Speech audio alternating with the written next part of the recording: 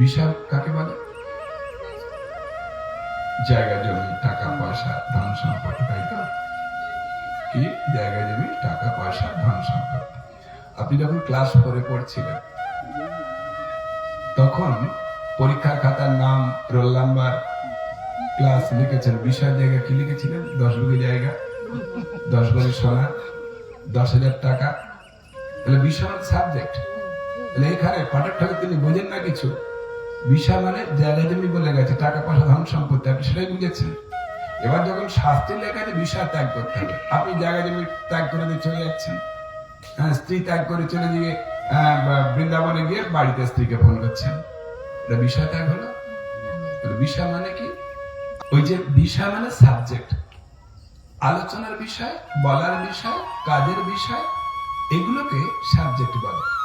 কাজের সাবজেক্ট, পরীক্ষার সাবজেক্ট, বলার সাবজেক্ট, এই তো। আমাদের ইন্দ্রিয় হচ্ছে 10টা। একটা হচ্ছে কর্মেন্দ্রিয় 5টা, বাক, পানি, পাল, উপস্থ বায়ু। আর জ্ঞানেন্দ্রিয় 5টা। কি কি? চক্ষু, কর্ণ, জিহ্বা, নাসিকা, ত্বক। তাহলে কর্মেন্দ্রিয়ের 5 রকম কাজের বিষয়, আর জ্ঞানেন্দ্রিয়ের 5 রকম উপলব্ধির বিষয়।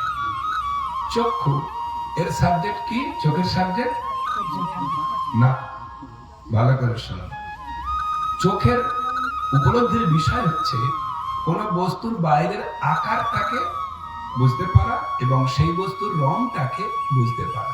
চোখের কাজ বস্তুর আকার আর রং, এই দুটো ফিলিংস করতে পারবে। শাস্ত্রে এই দুটোকে মিলিতভাবে বলা হচ্ছে রূপ। তাহলে চোখের সাবজেক্ট রূপ, নাকের গন্ধ, ত্বকের স্পর্শ, আর জিহ্বার না। ভালো করে বিষয়গুলো বুঝুন। আপনার জিহ্বা যদি শুষ্ক থাকে, কোন শুষ্ক টেস্টি খাবার যদি তাকে স্পর্শ করান, কোন রেজাল্ট দিতে পারবে যতক্ষণ না রস থাকবে।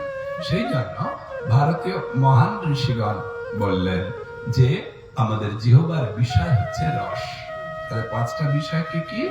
রূপ, রস, শব্দ, স্পর্শ, গন্ধ। এই 5টা ইন্দ্রিয়ের 5টা বিষয়ের সঙ্গে যখন ওই ইন্দ্রিয়ের যোগ হবে তাকে বলে ভোগ।